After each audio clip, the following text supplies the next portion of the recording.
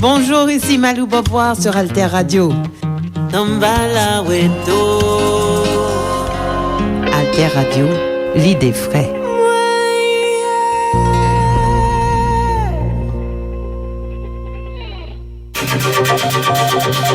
La plateforme Alter Press, Alter Radio, leader de l'information utile et de la diffusion des idées en Haïti.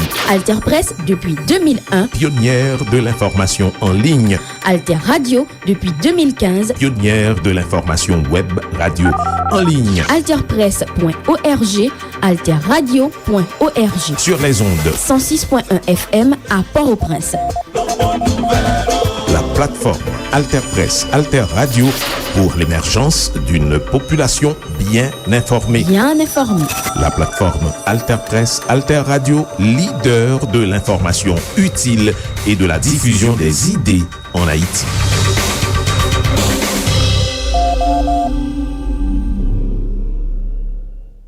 Koumanouye. Merci pour tes trois côtés. Magazine qui fait un coup de flash. Flash. Coup de flash. Sous ça qu'a passé dans les mondes. Événement.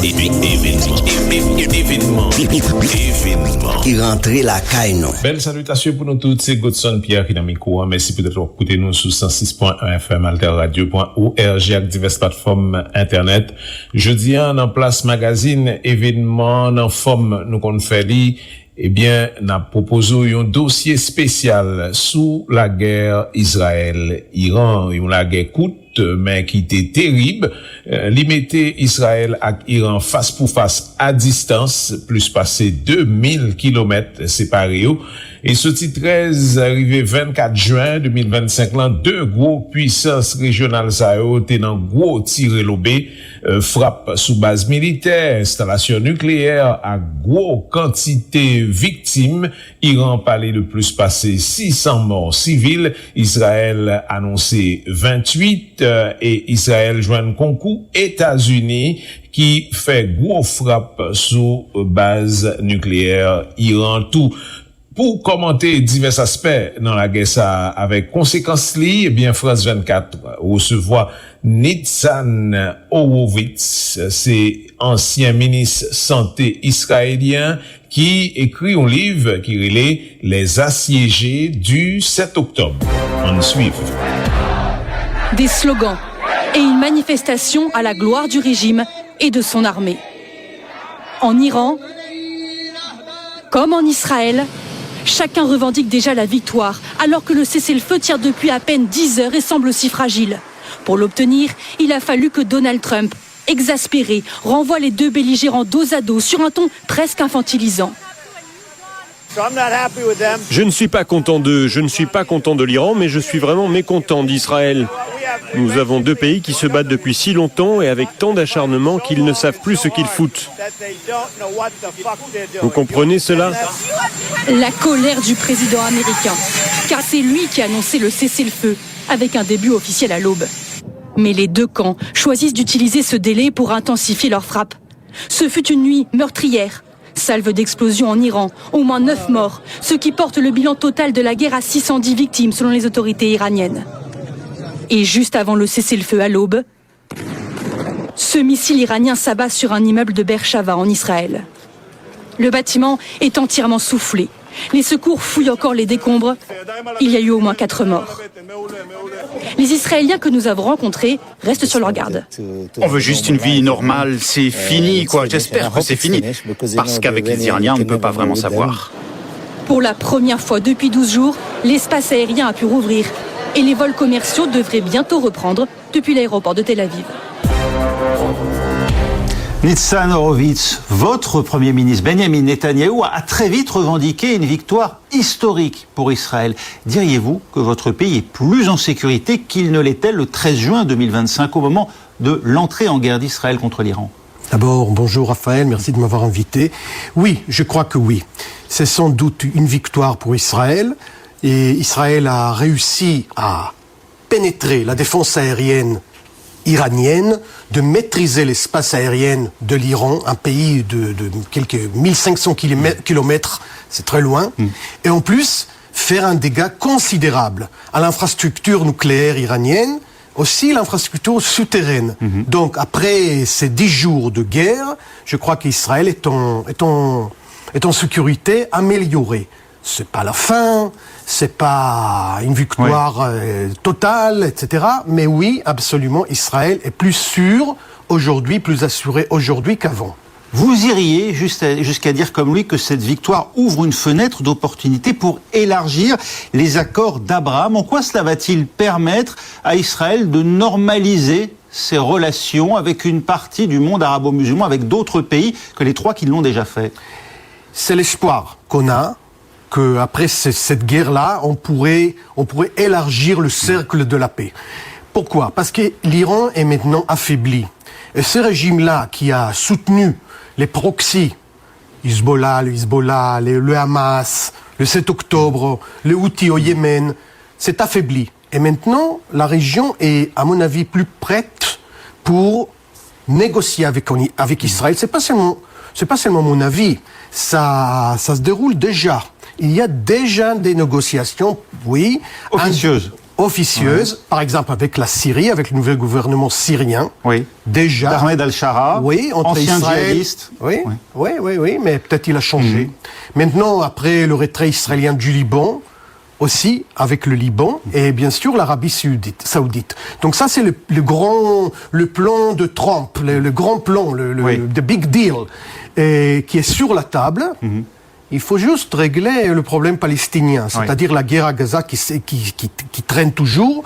C'est le seul problème qui reste en fait. Et qui n'est pas une mince affaire. On sait que pour l'Arabie Saoudite, c'est la condition sine qua non, une perspective d'État palestinien. Aussi pour Israël, c'est un très grand problème. Mais les chances d'avoir d'autres pays dans les accords d'Abraham, maintenant c'est beaucoup plus important, beaucoup plus élevé. En tout cas, c'est l'armée américaine qui aura porté le coup de grâce à l'Iran en larguant pour la première fois des bombes anti-bunker GBU-57 sur ses sites nucléaires. Ambroise Boulais retrace cette opération pour France 2. Des bombardiers furtifs B-2 décollent de la base Whiteman dans le Missouri. Certains d'entre eux se dirigent vers l'océan Pacifique. Ce sont des leurs. 7 autres bombardiers prennent, eux, la direction de l'Iran. Cette manœuvre de diversion était connue uniquement d'un nombre extrêmement restreint de planificateurs et de hauts responsables, à Washington et à Tampa. Le groupe de frappe principal, composé de 7 bombardiers B-2, chacun avec 2 membres d'équipage, a poursuivi sa route vers l'est dans le plus grand silence, avec des communications réduites au minimum. Pour effectuer 18 heures de vol tout en échappant au radar, plusieurs avions ravitailleurs sont positionnés sur le parcours. L'escadron survole la Méditerranée, mais pas l'Europe. À bord, des bombes GBU-57. Des engins de 13 tonnes, surnommés les bombes qui percent les montagnes, capables de pénétrer profondément dans la roche et le béton avant d'exploser. Il est minuit en France quand les bombardiers entrent dans l'espace iranien, précédés d'avions de chasse en éclaireur. Les B-2 larguent leurs bombes sur les sites de Fordo et de Natanz. Une vingtaine de missiles Tomahawk, préalablement lancés par un sous-marin dans l'océan Indien, atteignent le site d'Ispahan. Les frappes ont duré 25 minutes. Il n'y a eu aucun tir de riposte selon le Pentagone, qui estime n'avoir pas été repéré par le système de défense iranien. Une opération Nitzan Horowitz qui a nécessité pas moins de 125 appareils. L'intervention des États-Unis a été déterminante. Sans elle, Israël n'aurait pas pu atteindre ces sites nucléaires, pour certains enfouis en profondeur. Oui, il paraît, parce qu'Israël tout simplement n'a pas ces bombes de 15 tonnes qu'il faut pour pénétrer les 90 mètres sous la montagne. Où Fordo est situé. Où Fordo est situé. Donc l'aide des États-Unis était nécessaire et c'était un pari de la part de Netanyahou parce que Trump a rien promis. Et donc Netanyahou a commencé l'opération, a pris l'initiative et au bout de quelques jours, il a réussi à quand même persuader, peut-être,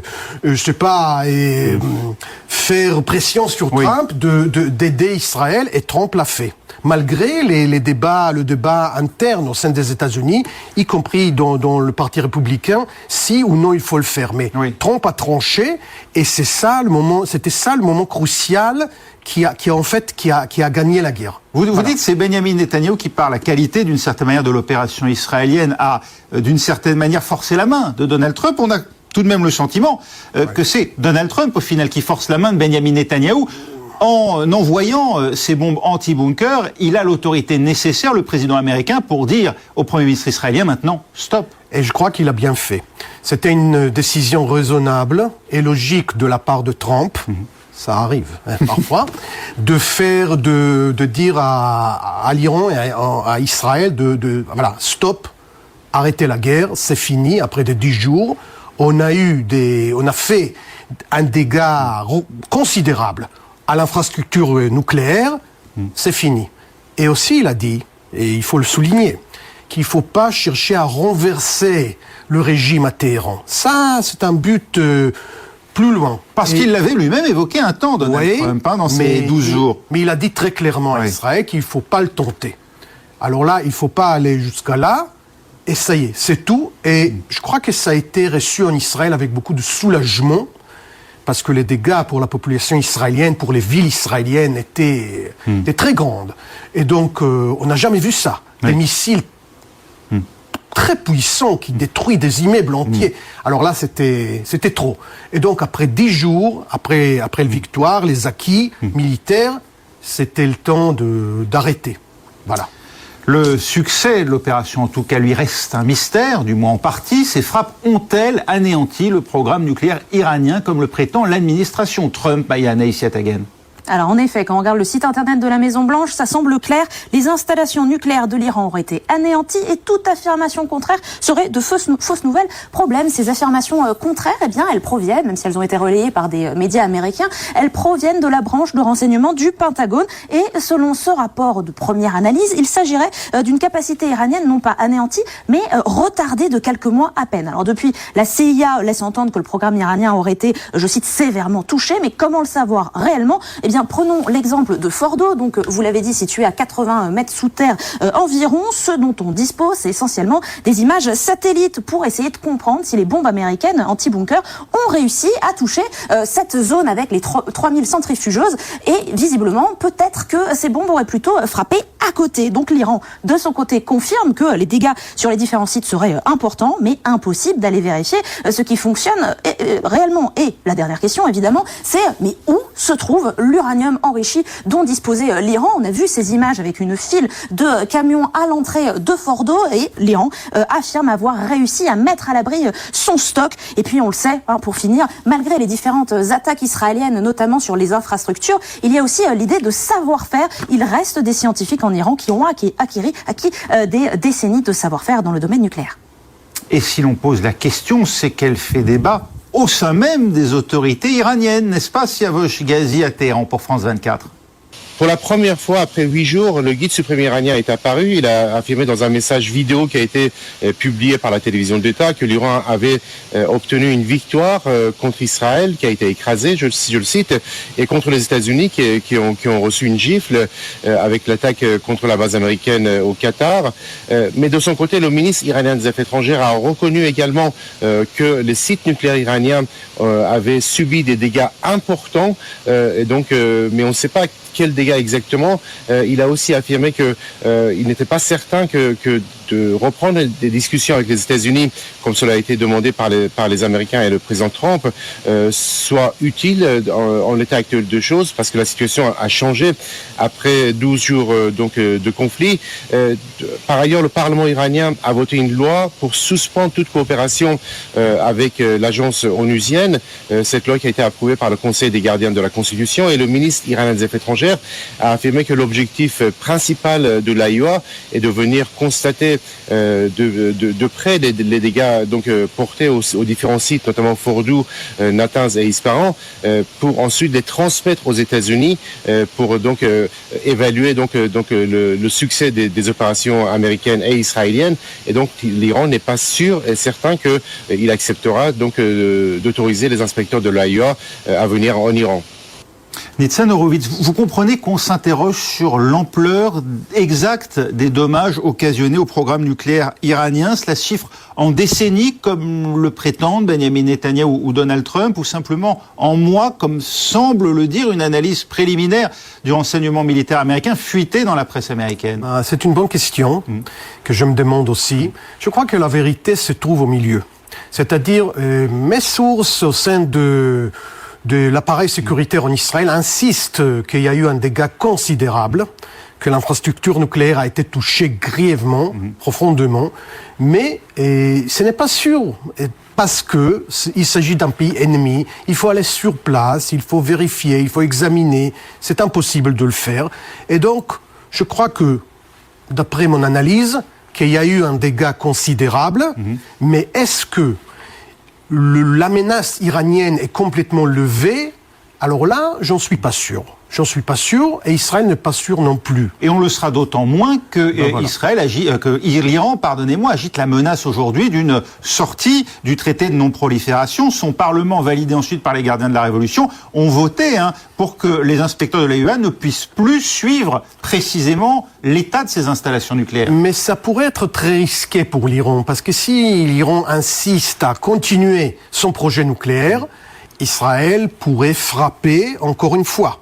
Israël maintenant a prouvé qu'il possède la supériorité aérienne, donc elle est tout à fait en mesure d'envoyer les avions israéliens pour bombarder le nouveau commencement de ce projet nucléaire. Donc c'est risqué pour l'Iran de le faire. Donc je crois que au moins pour quelques années, je suis prudent, on a pu arrêter ce projet-là. Si elle est si cruciale, c'est que cette question du nucléaire conditionne aussi la survie du régime iranien, qui en a fait sa principale monnaie d'échange, mais aussi une forme d'assurance-vie, car il se sait menacé. Tout au long de ces 12 jours, le guide suprême iranien, Ali Khamenei, était introuvable, sans doute enfermé dans un bunker, lui dont Israël avait juré la mort. Qui prendrait les rênes en cas de chute du pouvoir des mollahs? Élément de réponse avec Stéphanie Pérez pour France 2. Il sait qu'il est dans le viseur d'Israël. Le guide suprême iranien serait retranché dans un abri souterrain. Si la République islamique venait à s'effondrer, qui pour prendre la succession? Un homme se voit déjà à Téhéran. Reza Pahlavi, le fils du Shah, renversé lors de la révolution islamique de 79, après 38 ans de pouvoir autoritaire. Lui qui a quitté l'Iran à 19 ans, se présente en garant d'une future démocratie. C'est notre mur de Berlin. Nous sommes à la croisée des chemins. Une voie mène au chaos, l'autre à une transition démocratique. Mais le retour de la dynastie impériale et la proximité de Reza Pahlavi avec Israël sont loin de faire l'unanimité. Sa tentative de coalition avec d'autres figures de la diaspora a déjà échoué il y a 3 ans. Parmi les opposants en exil, il y a aussi les Moudjahidines du peuple, mouvement islamo-marxiste, controversé en Iran. À l'étranger, l'opposition est fracturée. Alors qui, dans le pays, pourrait aujourd'hui incarner le changement ? La répression sévère du régime a empêché l'éclosion d'une opposition structurée. Lors des manifestations qui ont suivi la mort de Mahsa Amini pour un voile mal porté, aucune figure n'a pu émerger. Certains spécialistes estiment que la transition pourrait reposer sur les autorités non religieuses déjà en place mais au pouvoir limité, comme l'actuel président Pezeshkian. Nitzan Horowitz, un changement de régime, un changement de pouvoir en Iran, n'est-ce pas finalement la meilleure garantie face au programme nucléaire? Absolument. Si on veut assurer que l'Iran arrête vraiment ses aspirations nucléaires, arrête son soutien au terrorisme, arrête son projet balistique menaçant toute la région, alors oui, il faut un changement de régime. Mais là, c'est, je dirais, trop grand pour Israël à le faire. On est quand même un pays loin, à part, c'est pas notre affaire.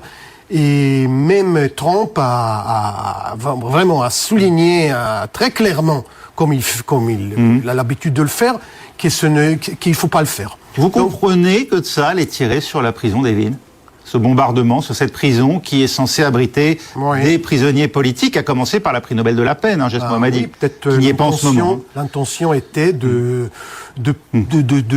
faire la possibilité, de donner la possibilité aux prisonniers politiques, les opposants du régime, de partir, de s'enfuir. Et tout à fait créatif. Et bon, je ne sais pas si ça a marché, mais c'était un signal. Certains de leurs avocats déplorent au contraire une mise en danger de ces prisonniers. C'est possible. Israël a quand même bombardé pas seulement des installations militaires, mais aussi des symboles du régime, comme par exemple la télé iranienne ou ce prison-là. Et donc, je crois que c'était un signe de la part d'Israël. Un quartier général du Bassidji aussi. Le régime n'est pas en sécurité, y compris le chef et les chefs, en pluriel, de l'État. Et donc, c'était un signe, je crois, qui est bien reçu en Iran, parce que l'Iran était tout à fait d'accord avec la décision de Trump d'arrêter. Voilà. Parce que il y avait un craint pour leur propre vie. Alors, côté israélien, à présent, comment vit-on la fin de ces 12 jours de guerre? Claire Duhamel à Jérusalem pour France 24. 12 jours de guerre qui ont révélé aux Israéliens un sentiment de vulnérabilité, notamment pour ceux qui vivent dans le centre ou dans le sud du pays, où certains des missiles balistiques iraniens sont parvenus à déjouer la défense antiaérienne israélienne, tuant 28 civils israéliens, détruisant parfois totalement des immeubles d'habitation. Alors depuis mardi dernier et l'annonce du cessez-le-feu par Donald Trump, les Israéliens sont revenus à une forme de vie quotidienne normale. Il n'y a plus de restrictions imposées à la population. On avait même pu observer que ce retour à la vie quotidienne s'était fait progressif dans les derniers jours de la guerre, à mesure que les attaques de missiles balistiques se faisaient moins fortes et moins fréquentes. Ce qui est certain en tout cas, c'est qu'une majorité de la population israélienne a soutenu son État dans cette guerre lancée par Israël sur l'Iran, puisque selon un sondage, ce sont 80% des juifs israéliens qui jugeaient cette guerre légitime. Nitzan Horowitz, ces missiles supersoniques, hypersoniques iraniens qui ont visé Tel Aviv, qui ont visé Ramat Gan, qui ont visé l'hôpital Soroka, Beersheva, ça a été une surprise, un choc dans l'opinion publique israélienne. Oui, absolument. C'est de jamais vu en Israël. On n'a jamais vécu une telle attaque et par des missiles très puissants venant de loin, avec peu de capacité de les intercepter. C'est pas du tout l'expérience qu'on a eue avec le Hamas. C'est quelque chose de très différent. Là, le dôme de fer ne fonctionne plus, ou moins bien. Si ça fonctionne, c'est un autre système, mais avec les missiles balistiques qui arrivent de l'atmosphère, de l'espace, c'est très difficile. Et les dégâts est énorme. Et mes parents m'ont envoyé des photos de leur quartier. C'est hallucinant, ça. Et donc là, c'était vraiment une raison pour laquelle Israël aussi a été soulagé par la décision de Trump d'arrêter la guerre. Parce que... Soulagé, vraiment, on a senti pourtant à ce moment-là que Benjamin Netanyahu voulait poursuivre, lui. Soulagement, parce que, par exemple, mes parents qui habitent dans un immeuble, il n'y a pas d'abri, il n'y a pas une pièce protégée, il faut aller à un abri public, 3-4 fois par la nuit, quoi. Et ils ont déjà presque 90 ans, mes parents, et ils bougent à peine. C'était un cauchemar. Et donc, il fallait arrêter. Donc, je vous ai dit, après 10 jours de dégâts en Iran et en Israël, c'était la bonne décision. Si l'on devait faire le bilan, Maya Anaïs Yatagen, qui sont les gagnants, qui sont les perdants de ces 12 jours de guerre? Alors Israël, de son côté, dit avoir atteint tous ses objectifs. Le gouvernement de Netanyahou dit avoir éliminé une double menace existentielle et immédiate, c'est-à-dire nucléaire et balistique. Sauf que du côté iranien, le régime crie également victoire, ne serait-ce que parce que le régime a tenu bon, même si, vous en avez parlé, l'ayatollah Khamenei était retranché dans un bunker pendant que sa population n'avait ni sirène ni abri pour se protéger. Le bilan, il est évidemment humain, c'est une défaite pour les peuples, car du côté iranien, 600 morts, plus de 600 morts, 4900 blessés, du côté israélien, 28 morts, des chiffres selon les autorités. Celui qui pavane au final, peut-être le grand gagnant, c'est le président américain Donald Trump, celui qui a fait campagne avec sa casquette de chef de paix. Même si le Qatar a beaucoup œuvré pour un cessez-le-feu, eh bien c'est le président américain qui s'en est attribué tout le mérite pour ce cessez-le-feu à la guerre de 12 jours, même s'il n'a pas été respecté et appliqué immédiatement. Donald Trump a immédiatement tapé du poing sur la table, il a utilisé des mots fleuris qu'on a entendus en début d'émission, mais ce pied de nez au multilatéralisme fait par Donald Trump, notamment aux Européens qui n'ont pas joué de rôle dans cette crise finalement, eh bien, il a été une attitude de cavalier seul qui a été reconnue, voire même saluée par le patron de l'OTAN, Mark Rutte. Il a utilisé ces mots: papa doit parfois hausser le ton. Merci Maya Anaïs-Yatagan. Une réaction, Nitzan Horowitz, pour vous, qui sont les gagnants, qui sont les perdants? Je crois que le gagnant d'abord, c'est Israël, c'est le peuple d'Israël, c'est aussi Netanyahou, je le dis objectivement. Et vous n'êtes pas de son bord, le mérite, pas du tout, le dire, est clairement à gauche. Je suis de l'autre côté, mais il a fait un pari audacieux, et le pari est gagné. C'est aussi Trump qui a tranché, et voilà. Et le pouvoir iranien qui s'est maintenu contre vents et marées, aujourd'hui, il est quoi? En sursis, au contraire conforté, avec un risque de répression terrible contre son peuple? Ben voilà, c'est ça. Je crois que le régime en Iran est affaibli, est un moment, il se trouve à un moment de faiblesse historique même. Et je ne sais pas ce qui se passe en Iran, ce qui concerne l'opposition, le mouvement civique, etc. Mais c'est un régime qui est fragile en ce moment. Oui. Et c'est pour cela que je crois que maintenant les chances pour avoir un changement au Moyen-Orient, moins d'influence venant de l'Iran, voilà, ça peut rassurer tout le monde. Mais il reste quand même un problème qui est, à mon avis, le problème le plus grave pour Israël, c'est le problème palestinien. Et on va l'évoquer dans un instant, si vous le voulez bien, parce que, comme d'habitude, avant de se quitter, nous allons faire un petit retour dans le temps, vers l'histoire. Ces bombardements contre l'Iran, bombardements américains, eh bien, ils rappellent ceux de 1991 contre l'Irak. Il n'y avait pas eu, depuis, d'opération d'une telle ampleur. Les images commentées à l'époque par Pascal Guimier pour France 2. Dernier feu de la guerre, les blindés alliés achevaient alors la garde républicaine. L'Irak annonce accepter 3 des 12 résolutions de l'ONU. Du tac au tac, l'Amérique répond « insuffisant ». Le porte-parole du département d'État juge l'avancée diplomatique en deçà du nécessaire. Pendant ce temps, loin de Washington, le canon continue de tonner. Plus tard dans la nuit, Saddam Hussein cédait. Lettre de Tarek Aziz aux Nations Unies, l'Irak se plie enfin à toutes les exigences de l'ONU. Tout va alors aller très vite. 3h du matin, heure de Paris, de son bureau ovale de la Maison-Blanche, discours du président américain. 7 minutes du direct le plus regardé de la planète. George Bush annonce une victoire complète et s'engage, ce sont ses propres mots, à relever le défi de la paix. Le mot est lâché, la guerre recule. Les opérations militaires sur le terrain sont suspendues. Quelque part dans le désert, surprise, soulagement et fierté dans les rangs. Vous savez que tout est fini depuis 2 heures? Fini depuis 2 heures? Qui a dit ça? Président Bush. À la radio? Et mec, c'est fini depuis 2 plombes.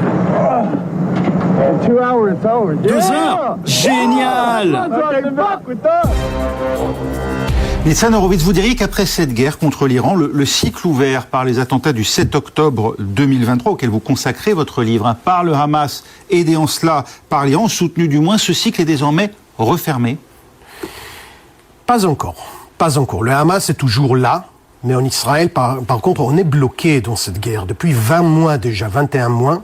Depuis la guerre à Gaza, donc. Guerre à Gaza. Ouais. La guerre à Gaza qui est une guerre catastrophique pour les deux parties, surtout pour les Palestiniens. Il y a des dizaines de milliers de morts.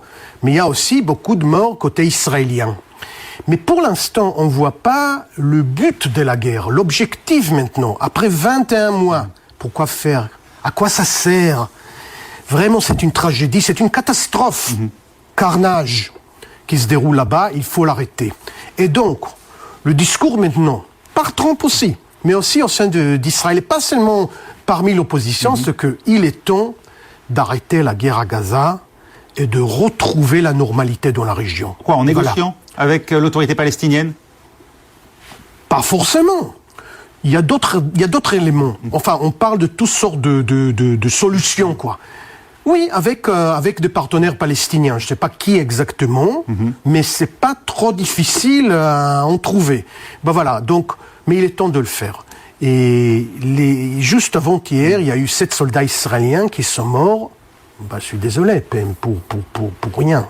Parce que il faut arrêter cette catastrophe.